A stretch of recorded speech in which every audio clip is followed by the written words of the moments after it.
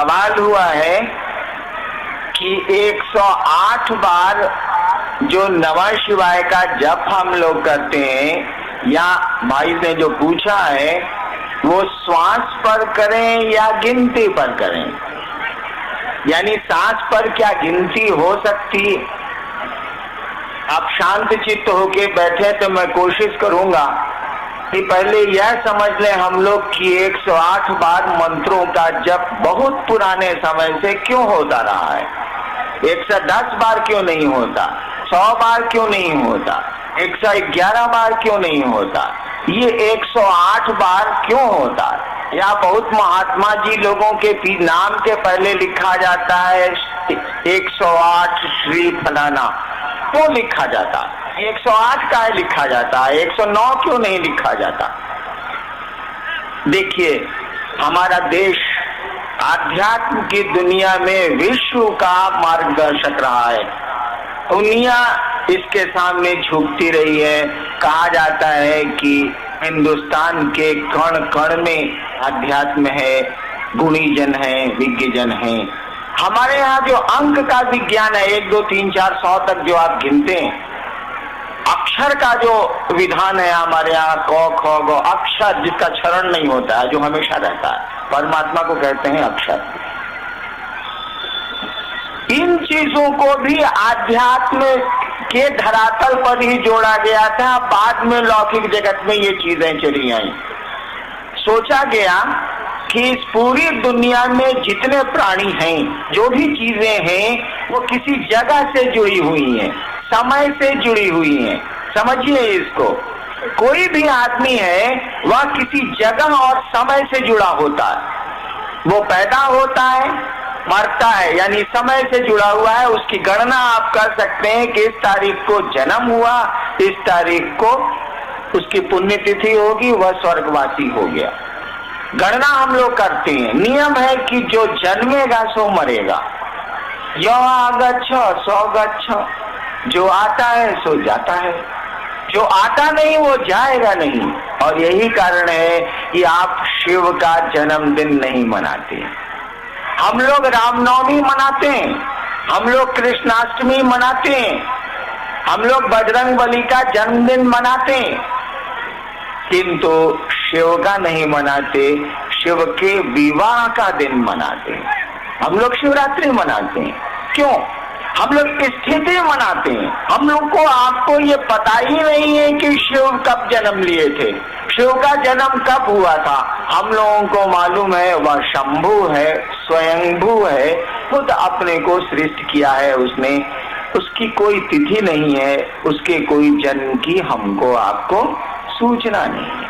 यानी हमारे आपके जन्म का समय है, जाने का भी समय है। हम लोग समय से जुड़े हैं, हम लोग जगह से भी जुड़े हैं, और जुड़े हैं हम आप पात्र।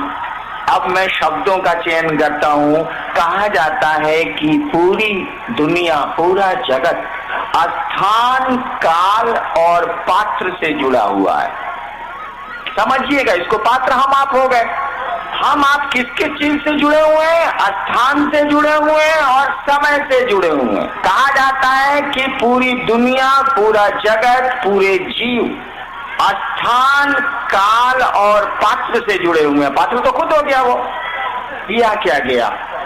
आज तो समय को हम लोग घंटा, मिनट और सेकंड में निकालते हैं। आप पंचांग देखिए, पहले के समय में समय को निकाला जाता था नक्षत्रों से। आज भी निकाला जाता है, पंचांग बनता है ना हमारा। 27 नक्षत्र होते हैं जिनपे एक सूर्य संचरण करता है, घूमता है। वो घूमता है यानी सूर्य नहीं घूमता है, सूर्य के चारों ओर नक्षत्र घूमते हैं, संचरण होता है। यानी समय की गणना हमारे भारतवर्ष में शुरू हुई थी नक्षत्रों से। कहा जाता है 27 नक्षत्र हैं, फिर वही घंटा घड़ी सब शुरू होता है। स्थान को कैसे आप पता लगाएंगे, कौन सी जगह में कौन सा मकान बनाए। हम लोग जब एसडीओ का इजलास करते थे या मजिस्ट्रेट थे, वकील साहब बहस करते थे, हुजूर ये जो घर है उसके पूरब में ये है, पश्चिम में ये है, उत्तर में ये है, दक्षिण में ये है, इसी जगह पे झंझट हो रहा है हुजूर वहां पर। यहीं पर 144 लगाया जाए या 107 लगाया जाए या मुकदमे होते जाए। यानी किसी जगह को निर्धारित करने के लिए आप चौहद्दी का प्रयोग करते हैं, 4 दिशाओं का प्रयोग करते हैं। दिशाएं तो 10 हो जाएंगी, लेकिन 4 मूल दिशाएं हैं, उन दिशाओं के बीच के कोण से दिशाएं 10 हो जाती हैं, लेकिन मूल दिशाएं 4 ही हैं, पूरब, पश्चिम, उत्तर, दक्षिण। न्यूज भी इसी से बना है, north, east, west, south. News जो आप कहते हैं, न्यूज पढ़िए, वो क्या है? North, east, west, south. अब समझिए इसको। समय को 27 नक्षत्रों में बांटा गया। 27 नक्षत्रों से समय की गणना होती है। स्थान को 4 दिशाओं में हम लोग इंगित करते हैं। स्थान के लिए 4 अंक ले लिए गए। समय के लिए 27 नक्षत्रों के 27 अंक ले लिए गए। दिशा के लिए 4 दिशाओं के लिए 4 अंक ले लिए गए। 27 हुआ आपका समय, 4 हुआ आपकी दिशाएं, ही आपकी दिशाएं। मंत्र का जप कौन करेगा? हम आप करेंगे नमः शिवाय, हम आप करेंगे राम रामायण नमः, हम आप करेंगे जो भी मंत्र हो। यानी पात्र तो हम हैं, हम बने हैं समय से, हम बने हैं स्थान से। आप लोगों ने बहुत देखा होगा, हमने भी देखा है, नौकरी ही मैं स्टेट की करता हूं। मोटरसाइकिल से 2 आदमी जा रहा है, आगे वाला बिल्कुल बच गया, पीछे वाला वहीं मर गया दुर्घटना में। अगर इसमें से समय को चेंज कर दीजिए या जगह को चेंज कर दीजिए, मौत नहीं आएगी। या पात्र को बदल दीजिए, आसान नहीं है, नहीं बदला जा सकता। अगर मोहन नाम के आदमी को 10 बजे किसी एक स्थान पर, नाम मैं क्यों लूं, किसी एक स्थान पर दुर्घटनाग्रस्त होना है, तो मोहन के बदले 10 बजे सोहन को भेज दीजिए, दुर्घटना नहीं होगी। मोहन को उस समय उस स्थान से हटा के बक्सर भेज दीजिए, दुर्घटना नहीं होगी।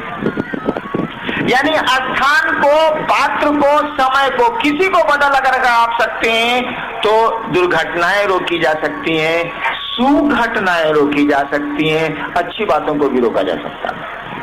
मंत्र का जप कौन करता है? हम आप बधे हैं समय और स्थान से। कहा गया कि 27 नक्षत्र हैं, 4 दिशाएं हैं, इसी से न हम लोग जुड़े हैं। देखिए 27 और 4 को जोड़ा नहीं गया, क्यों? जोड़ दिया जाना चाहिए। मंत्र का जप हम करते हैं, 31 बार नमः शिवाय करेंगे, कहा कि ना, गलत हो जाए।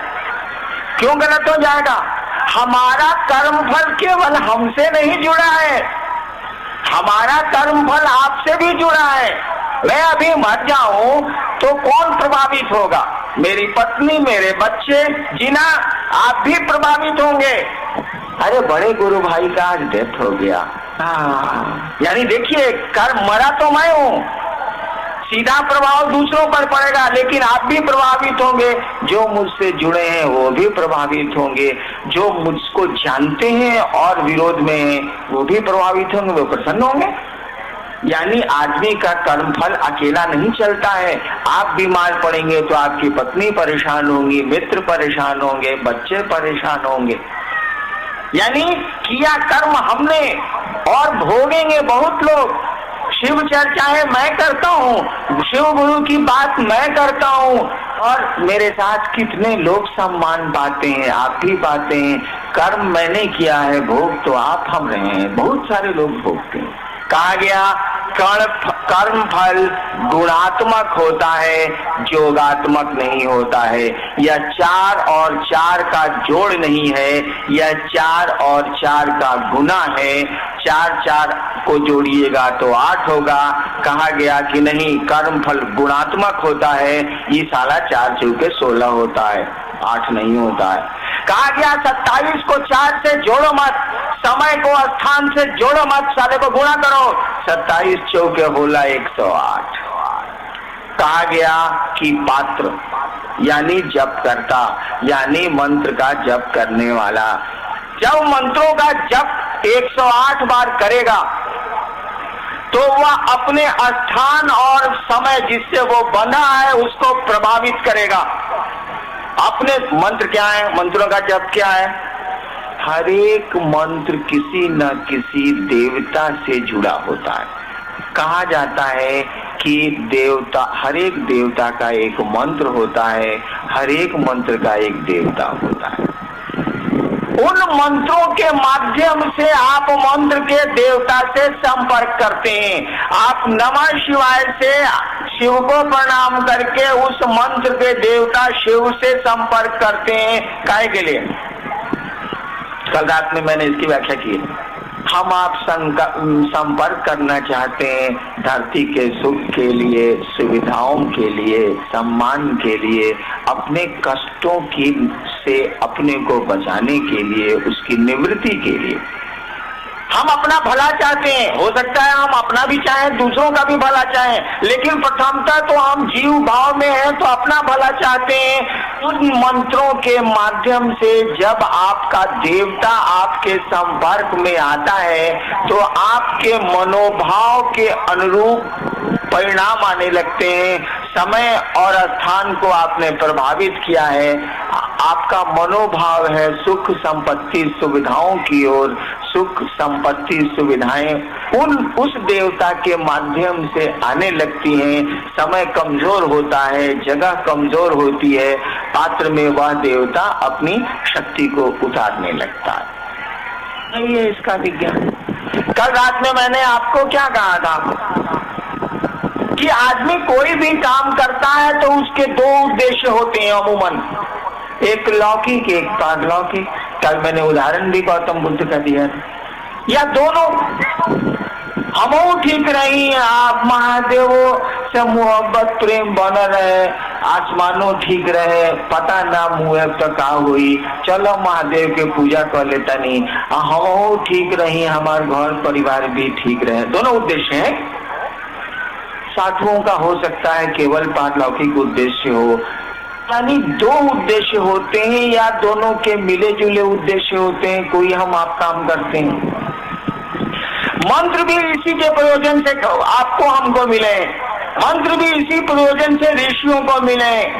कहा गया कि भगवान को पाने के लिए, खुदा से एक में होने के लिए तो बड़ी लंबा प्रयास करना होगा। 2 दिनों और 2 महीने के प्रयास से नहीं होगा। धरती का सुख तो 2 महीने के प्रयास से लिया जा सकता है, और नहीं लिया जाएगा तो काम करिएगा। कोई कहे कि लीजिए ये मंत्र जपिए, आपको पेट में दर्द है लेकिन 80 साल जपिएगा तो पेट का दर्द ठीक होगा, जपिएगा। कहिएगा सर 80 साल में हमारे ये मंत्र जपला से पेटे के दर्द ठीक हुई, तो सारे करके हम कहे कि जप, क्योंकि पेट का दर्द तो तुरंत ठीक होना। 80 साल तक जिएंगे कि नहीं जिएंगे, इस मंत्र से 80 साल लगेगा। यानी लौकिक जगत के प्रयोजनों के लिए जो मंत्र हैं वो 2 महीने, 2 दिन, 21 दिन, 1 साल, 2 साल, 6 साल में उनकी प्रक्रिया पूरी हो जाती है। तो उनको तो गिनती पे आप खींच सकते हैं, उनका तो जप कर सकते हैं, लेकिन शिव को पाने के लिए, ईश्वर को पाने के लिए, ये आराध्य देवताओं को पाने के लिए जो ईश्वर स्वरूप है या ईश्वर है, उनको पाने के लिए तो कहा जाता है कि मुनि और साधु लोग जन्म जन्म प्रयास करते हैं, तब भी नहीं होता। इनके लिए विधान बनाया गया कि श्वास प्रश्वास पर मंत्रों का जप होगा, उसकी गणना नहीं होगी, उसकी गिनती नहीं होगी। कल मैंने कहा था कि जो मंत्र आपके श्वास प्रश्वास पर चढ़ेंगे वो ईश्वर से संपर्क कराने के मंत्र हैं। जो मंत्र सांस प्रश्वास पर नहीं चढ़ते हैं वो ईश्वर से संपर्क कराने के मंत्र नहीं हैं। उनसे शक्तियां प्राप्त की जा सकती हैं, दूसरी धरती की शक्तियां प्राप्त की जा सकती है, यहाँ तक कि त्रैलोक्य की शक्ति भी प्राप्त की जा सकती है। लेकिन ईश्वर के लिए जो साधन प्रयोग में आते हैं वो श्वास प्रश्वास की क्रियाओं के प्रक्रिया से ही आते हैं। जैसे नमः शिवाय मंत्र है, नमः चढ़ता है, शिवाय उतरता है। अच्छा एक बात बताइए, तो शिवाय काहे नहीं पहले चढ़ाते हैं, नमः क्यों चढ़ाते हैं आप? इसीलिए चढ़ाते हैं कि सांस की कोई देता है तो हमारी आपकी चलती है। कब ये इसका आना बंद हो जाए, हमारे आपके कंट्रोल में, नियंत्रण में नहीं है। ये सांस आ रही है, जा रही है, न आए तब क्या होगा? क्या कौन सा उपाय हम आप करेंगे? कुछ नहीं कर सकते हम आप। किसी को कहते हैं आदमी मर गया, सांस आ रही है, जा रही है, तो शिव को नहीं लाया जाता है, क्योंकि शिव की दया से, शिव की इच्छा से, शिव की कृपा से तो सांस चल ही रही है। सांस जब भीतर आती है तो प्रणाम लिया जाता है, सांस जब बाहर दी जाती है तो शिव को दी जाती है, क्योंकि पता नहीं फिर आए या ना आए, शिव को तो चली जाएगी। इसीलिए नियम बना हुआ है, नमः इनहेल होता है, नमः सांस जब भीतर आती है तो सामान करिएगा नहीं भाई आप, सांस जब भीतर आती है तो नमः आता है, सांस जब बाहर जाती है तो शिवाय को देखा जाता है जाते हुए, क्योंकि पता नहीं फिर आए अथवा ना आए। जो जा रही है कम से कम शिव को चली जाए, वो दया करेंगे तो फिर आएगी, न दया करेंगे तो शिव की है, शिव को गई। इसीलिए नियम बना हुआ है, नमः लाया जाता है पहले और शिवाय को सांस से बाहर किया जाता है। योग में भी ये नियम है, अहम जो है सो हम, सो पहले नहीं होता है, पहले अहम होता है। सांस जब निकलती है तो सोहम सह होता है, अहम सह करके होता है, क्योंकि वही परमात्मा है। सांस सह में चली गई, उसमें चली उसमें चली गई, देगा तो आएगी, ना देगा तो उसकी है, उसके पास रहेगी। यही इसका नियम। एक बात जान लीजिए, जब मैंने कहा कि गिनती तो धरती के काम के लिए होती है, कितना आप मंत्रों का जप गिनती पर कर सकते हैं? अरे भोजन खोजेंगे ना, कपड़ा खोजेंगे ना, परिवार देखेंगे ना, अपना काम देखेंगे ना, कितनी बार 108 बार आप जप कर सकते हैं? नहीं कर सकते। बाकी बहुत सारे काम है, लेकिन सांस प्रश्वास पर तो कोई काम करते नहीं आप, मंत्रों का परिचालन हो सकता है।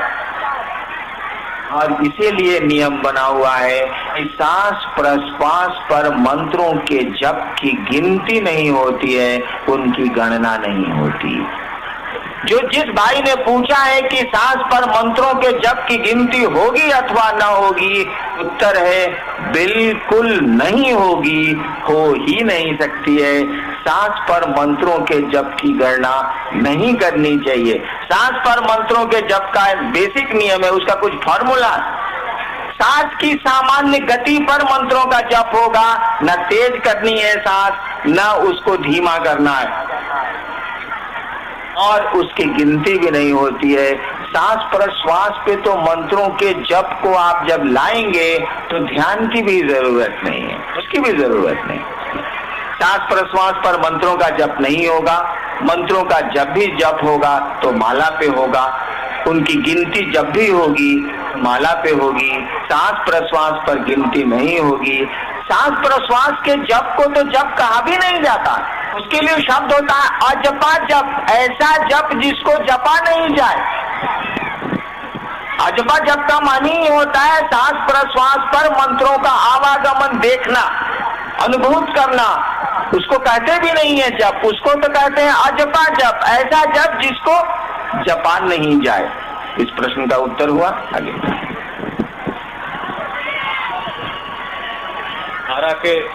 आरा के गुरु भाई उमेश सिंह जी ने पूछा है कि शाम की परिचर्चा में कहा गया कि हम शिव के अंश नहीं बल्कि स्वयं शिव हैं, तो वो गुरु शिव कौन है? और एक गुरु भाई ने जिज्ञासा की है कि गुरु शरीर में नहीं है तो कैसे जुड़ेंगे?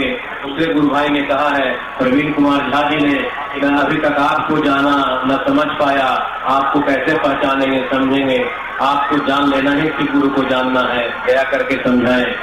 और शिव परिवार सहरसा ने कहा है, मुझे 3 सूत्र नहीं, यथार्थ में शिव गुरु चाहिए, यह आशीर्वाद आपसे चाहिए।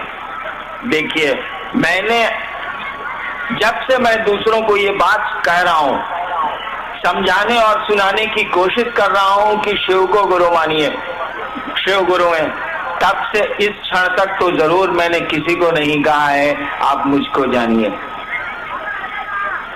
तो ये प्रश्न तो आपका बेमानी है। आप कहते हैं कि आप मुझको जान जाएंगे तो शिव को जान जाएंगे। भैया क्यों मुझ में परेशान है? आप अपने को जान जाइएगा तो शिव को जान जाइए, कोई जरूरत नहीं। अपने को जानना बड़ा कठिन है, नहीं जान सकते हम आप। कल रात की चर्चा में मैंने कहा है कि वह परमात्मा तो सूक्ष्माति सूक्ष्म है, अपनी ज्ञानेंद्रियों से बिल्कुल पकड़ में नहीं आ सकता। ज्ञानेंद्रियों को तो मन नियंत्रित करता है। परमात्मा के बारे में कहा जाता है कि वह मन और वाणी दोनों से अगोचर है, नहीं पकड़ में आते हैं, इतना सूक्ष्म है वो। और कल ही की चर्चा के आगे हम लोग चलते हैं। भाई ने पूछा है कल की चर्चा के क्रम में कि शिव गुरु क्या है। मैंने कल आपको कहा था कि ये पूरी की पूरी सृष्टि, ये जीव और ये जगत मात्र उस परमात्मा की इच्छा से सृष्टि है। मैं व्याख्या नहीं करूंगा, कल रात में कर चुका हूं। पूरा का पूरा ये जगत उस परमात्मा की केवल इच्छा मात्र से सृष्टि है। कल ही मैंने कोट किया है, यहाँ के लोगों ने मुझको कल बताया कि याज्ञवल्क्य की ये तपोभूमि रही है, यह इलाका, यह क्षेत्र रहा है। मैं याज्ञवल्क्य की ही पंक्तियां आपको सुना रहा हूँ, उन्हीं के उपनिषद की पंक्ति में आपको सुना रहा हूँ। उन्होंने लिखा है, इच्छा मात्र प्रभु सृष्टि। ये जो सृष्टि है उस प्रभु की इच्छा मात्र है। कल ही मैंने समझाया, इसकी व्याख्या भी की है इसी पंडाल से, का उदाहरण दिया था मैंने। यानी वही परमात्मा अपने को सृष्टि करके एको हम बहुश्याम हो गया है, एक बहुत हो गया है, जीव और जगत के रूप में फैल गया है। और इसीलिए कहा जाता है ईश्वर तो कण कण में बसा है, क्योंकि उसी के चिंतन का प्रतिफल है ये संसार, जीव और जगत। उसी के चिंतन। महिलाएं जरा शांत चित्त होकर बैठे, बच्चों को शांत करें, सुने। मेला नहीं है ये भाईजान, उस परमात्मा की इच्छा से ये जगत सृष्ट है। यानी इस जगत में उस परमात्मा के बाहर कुछ है ही नहीं, कुछ हो ही नहीं सकता है, सब कुछ वही है। और कल मैंने कहा है कि वह सूक्ष्माति सूक्ष्म सत्ता जब अपने को फैला रही है, तो अब तो जब भी फैलाएगी तो स्थूल में फैलाएगी। कल हमने कहा था कि गाछ के फुनगी पर केहू वो पहुंच गई बा, और घसके के चाहता, चले के चाहता, तो ऊपर कहाँ जाई? तो फुनगिए पर बा, ससुरा के नीचे उतरे के पड़ी। कोई उपाय उसके पास नहीं, क्योंकि वह तो उत्तुंग शिखर पर पहुंच चुका है, फुनगी पर पहुंचल बाबू, अब कहने जाइए उतर पे कोई चले के चाहिए तो उतरी, कोनो उपाय कर नहीं। वह परमात्मा जब अपने को संसार और जीव में फैलाना चाहेगा तो स्थूल ही की ओर ही चल सकता है, क्योंकि वह खुद ही सूक्ष्माति सूक्ष्म है। उससे सूक्ष्म तो कुछ होता ही नहीं है, तो सृष्टि कैसे करेगा वो? यानी जगत बन गया, जीव बन गया, हम लोग स्थूल हो गए, दिखने लगे, दिखते हैं। परमात्मा सूक्ष्माति सूक्ष्म है, मन से भी पकड़ में नहीं आता है।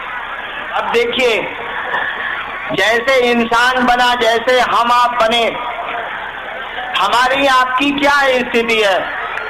हम समझते हैं कि हम चाहते हैं इसीलिए ऐसा होता है। हम समझते हैं कि हमने शिव गुरु की बात शुरू की तो इतने लोगों ने शिव को अपना गुरु माना। आप सोचिए तो जरा, ये हम कितनी देर तक हमारे साथ रहेगा? एक दिन हमारा सब कुछ यहीं रह जाएगा और हम आप न रहेंगे, हमारे पूर्वज नहीं रहे हैं, चले गए वो। यानी उस दिन तो समझ में आए कि बात की आए थे दूसरे की इच्छा से, अब अपनी इच्छा से नहीं रह रहे हैं, जाना पड़ रहा है और चले। देर हो चुकी होती है, चला चली का बेला है, कहाँ वक्त मिलता है यह सोचने का कि कोई ले जा रहा है। समझ नहीं पाए कि किसी दूसरे की पकड़ हम पर आप पर है, नहीं समझ पाए। कहने का अर्थ हुआ कि वह परमात्मा जिसने जगत को सृष्ट किया है, हमारे आपके रूप में भी एक छोटा परमात्मा सृष्ट करता है। कल मैंने कहा है कि परमात्मा ने जितना कुछ बनाया है, इंसान ने भी कम नहीं बनाया। जिस तरह से परमात्मा सृष्टि करता है, रखता है और पल प्रतिपल ये सृष्टि टूट रही है, जिस तरह उसकी इच्छा मात्र से सृष्टि की उत्पत्ति, स्थिति और लय का क्रम पल प्रतिपल चल रहा है, हमारी इच्छा से भी ये माइक बना है, ये शामियाना बना है, ये कपड़े बने हैं। जब तक चाहेंगे रखेंगे, जब मन करेगा हटा के तोड़ देंगे। देखिए, हम लोग भी छोटे मोटे परमात्मा के रूप में काम करते हैं। जाने को जाएंगे, लेकिन जब तक रहेंगे तब तक समझते हैं हम जे चाहे से करे, हम जे चाहिला से होला। ऐसे लोग नहीं हैं क्या? है, खूब है। हमारा आपका कर्ता मन नहीं समझता है कि ये कर्ता कर्म है, कर्ता तो कोई दूसरा कोई है। जिस दिन जाना होता है उस दिन, उस समय एक क्षण को समझ में आता है कि सब बेटा मेहरारू संपत्ति रहते चाहते कि रोही नहीं रहना पड़ता है, यहाँ से हम आप चले जाते हैं। यानी वह परमात्मा जो मूल करता है, कर्ता मन जो कर्म करेला, वह परमात्मा जो मूल करता है, इंसान के रूप में भी वह कर्ता के रूप में आता है। पेड़ के बीए से एक नया पेड़ निकला है, उसका अपना अलग अस्तित्व बनता है।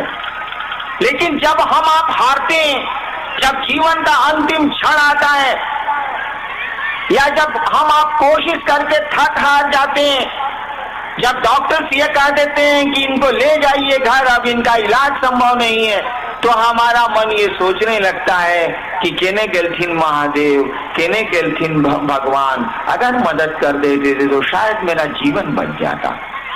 यानी उस समय आपकी फुटानी, हमारी फुटानी खत्म हो जाती। हम किसी दूसरे के सहारे चले जाते हैं, सोचते हैं कि अब दुनिया के लोग मुझको नहीं बचा सकते।